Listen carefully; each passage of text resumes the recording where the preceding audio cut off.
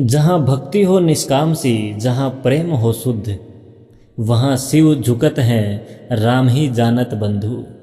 जहाँ भक्ति निष्काम हो, प्रेम शुद्ध हो, वहाँ शिव स्वयं झुकते हैं, क्योंकि वह स्थान राम के बंधुओं का होता है। नमस्कार, भक्ति कथा और कहानी में आपका स्वागत है। वन शांत था, सांझ उतर चुकी थी। चिर निर्वता को केवल पत्तों की सरसराहट और जुगनुओं की झिलमिलाहट तोड़ रही थी। सबरी अब अकेली थी। राम जा चुके थे। उनके चरणों की धूल अब भी उस चबूतरे पर थी जहाँ वे बैठे थे, जहाँ सबरी ने कांपते हाथों से प्रेम पूर्वक बेर परोसे थे। वही बेर जिन्हें चख चख कर उन्होंने राम के लिए चुना था। अब न हाथों में थाली थी, न आँखों में प्रतीक्षा का तेज, लेकिन हृदय अब भी राम के नाम से संबंधित था। प्रेम का दीप बुझा नहीं था, बस लौ स्थिर हो गई थी। सबरी उसी चबूतरे पर बैठी थी। नेत्र धीरे धीरे मूंद रहे थे, पर मन अब भी उस दृश्य में बसा था जहाँ राम मुस्कुरा रहे थे और कह रहे थे, माते, तुम्हारे प्रेम से अधिक स्वादिष्ट कुछ नहीं। उस रात आकाश भी मौन था। सितारे कुछ अधिक ही पास लग रहे थे, मानो किसी महान आगमन के साक्षी बनने को उतरे हों। आकाश एकाएक आलोकित हुआ, जैसे गगन में बिजली न कौंधी हो, बल्कि किसी दिव्यता ने अपने स्वरूप का पट खोल दिया हो। शिव प्रकट हुए, त्रिनेत्र शांत लेकिन गीले।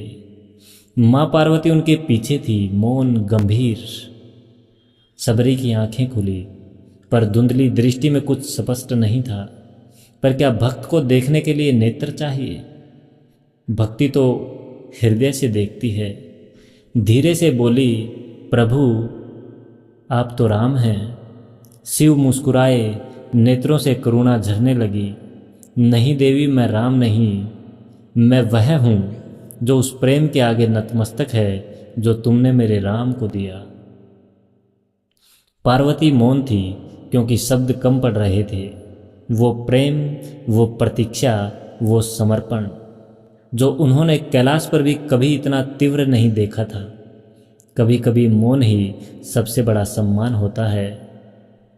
शिव झुके, उनकी जटाओं से गंगा भी मानो सिहर उठी, क्योंकि आज महादेव एक साधारण सी स्त्री के आगे झुक रहे थे। सबरी, जो राम को अपना मान लेता है, उसे मैं भी अपना मान लेता हूँ, पर आज मैं भिक्षा मांगने आया हूँ। क्या वही बेर दे सकती हो जो तुमने कल मेरे राम को दिए?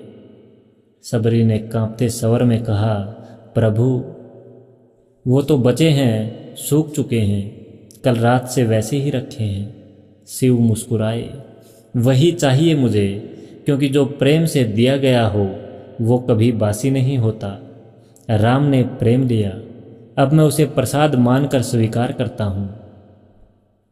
शिव ने बेर मुख में रखे, नेत्र मूंद लिए और फिर बोले, जो युगों तक स्मरणीय रहेगा।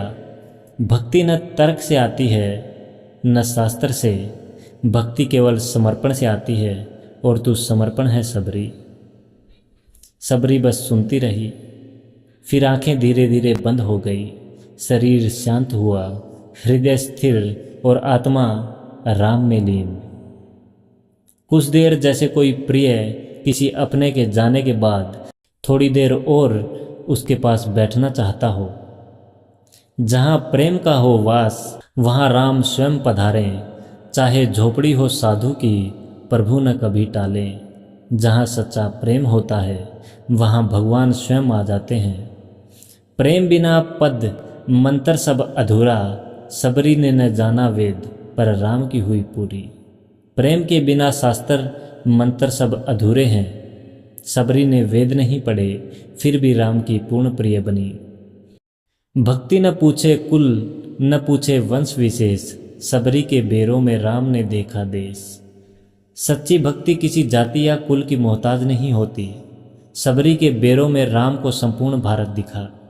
जहाँ प्रतीक्षा होती है, वहाँ प्रभु आते हैं, और जहाँ समर्पण होता है, वहाँ वे रुक जाते हैं। प्रतीक्षा प्रभु को बुलाती है, लेकिन समर्पण उन्हें बांध लेता है। हर किसी के जीवन में एक चबूतरा होता है जहाँ प्रतीक्षा चलती रहती है और कभी ना कभी भगवान वहाँ जरूर आते हैं। जब शिव भी झुक जाए एक साधारण भक्तिन के प्रेम के आगे, तब समझो भक्ति क्या होती है। जय श्री राम, जय हिंद।